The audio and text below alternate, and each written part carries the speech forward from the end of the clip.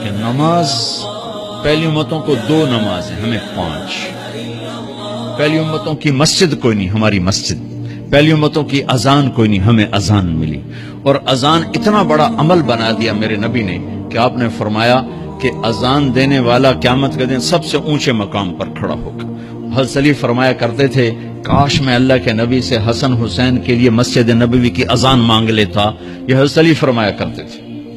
اور جنگ قادسیہ میں مؤذن زخمی ہو گیا تو اذان دینے کے شوق میں سردار آپس میں الجھ گئے، کہتا میں دوں گا، کہتا میں دوں گا۔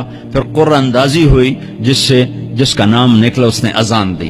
حضرت عمر فرمایا کرتے تھے اگر میں امیر المومنین نہ ہوتا، اگر میں خلیفہ وقت نہ ہوتا تو میں مسجد نبوی کا مؤذن بننا پسند کرتا۔ کسی کو اذان نہیں ملی، ہمیں اذان۔ پہلا مؤذن بلال بنا، پہلے مؤذن اللہ نے بلال کو یہ عزت عطا فرمائی۔ دنیا میں یہ ہے اور آخرت میں یہ ہے کہ میرے نبی نے فرمایا کہ جب جنت میں جانے کا وقت آئے گا نا تو جنت کی میرے لیے سواری لائی جائے گی، میں اس سواری پہ بیٹھوں گا تو اس کی جو وہ رسی ہوگی نا وہ ایسے نیچے گر جائے گی، نیچے گرے گی۔ اس رسی کے یعنی اس کی جو لگام ہوتی ہے نا وہ نیچے گرنے کا مطلب ہے یہ ایسے نیچے گر گئی۔ اب نیچے گرنے کا مطلب ہے کہ اس کی ڈرائیونگ میرے نبی نے نہیں کرنی، کوئی آنے والا ہے، کوئی ڈرائیور آنے والا ہے جو رسی پکڑ کے چلے گا، کوئی کوچبان آنے والا ہے جو اس کو پکڑ کے چلے گا۔ رسی کا گرنا ایک انڈیکیشن ہے کہ کوئی نصیب والا اب آئے گا۔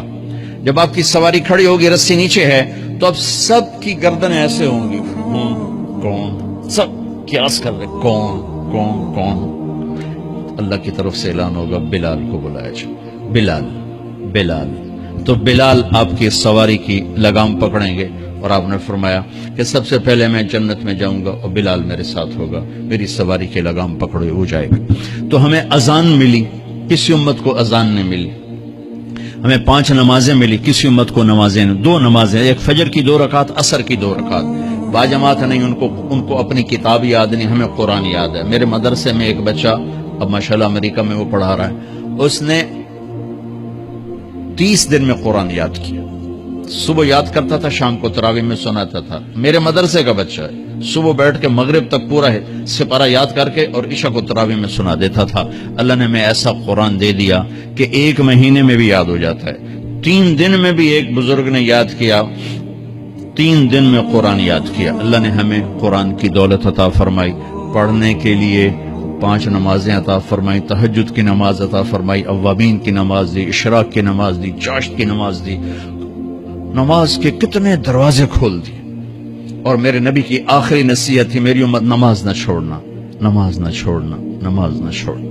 اور اس 14 صدی میں کوئی موقع ہے نماز چھوڑنے کا تو وہ میرے نبی کے نواسے کی کربلا کا ہے کہ جب ظلم بھی انتہا پر تھا اور مظلوم بھی اپنی آخری حدوں پر تھا، اور کائنات نے نہ ایسا ظلم دیکھا، نہ ایسے مظلوم دیکھے، نہ ایسی پاکیزہ ہستیاں دیکھی، نہ ایسے درندے دیکھے۔ تو سورج ڈھلا، نماز کا وقت ہوا ہے، تو آپ نے سبحان اللہ، آپ نے زہیر سے فرمایا کہ شمر سے کہو نماز پڑھنے دے، نماز پڑھنی ہے، امت کو پیغام دینا ہے کہ یہ کسی حال میں چھوڑنے کا کام نہیں ہے۔ تو انہوں نے آگے بڑھ کے شمر سے کہا نماز پڑھنے دو، انہوں نے کہا نہیں نماز نہیں پڑھنے دیں گے، ہماری تلوار چلے گی۔ انہوں نے واپس آ کر کہا جی وہ کہہ رہے ہیں ہم جنگ نہیں روکیں گے، تلوار چلے گی۔ تو پھر یہ نہیں فرمایا اچھا چلو ٹھیک سر دے ہو، فرمایا اچھا آدھے نماز پڑھو آدھے جنگ کرو۔ آدھوں نے نماز پڑھی، آدھوں نے جنگ کی۔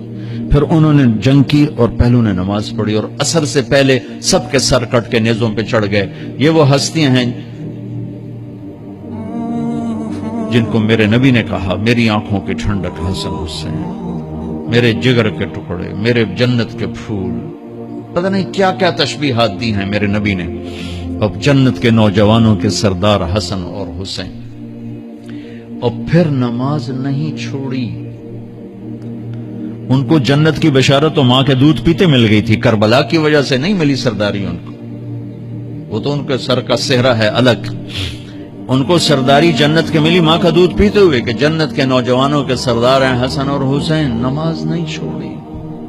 میرے عزیزو نماز نہ چھوڑو۔ اللہ کا شکر ہے، میں آپ بچوں کو دیکھ کے مجھے اپنا کالج کا دور یاد آ رہا ہے۔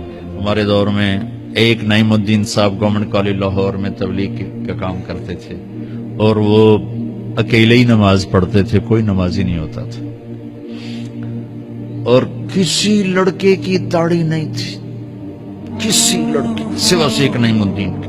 اب ہر کالج میں جائے داڑھیوں والے بچے نظر آتے ہیں، ٹوپیوں والے بچے نظر آتے ہیں، کوئی لڑکی کے سر پہ دوپٹہ نہیں ہوتا تھا، کوئی ایجوکیشن تھی۔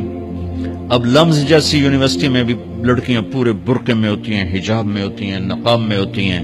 جہاں برائی کا گراف اوپر گیا تو نیکی کا بھی اوپر گیا، جہاں برائی کا لیول اگر بڑھا ہے تو نیکی کا لیول بھی بڑا ہے۔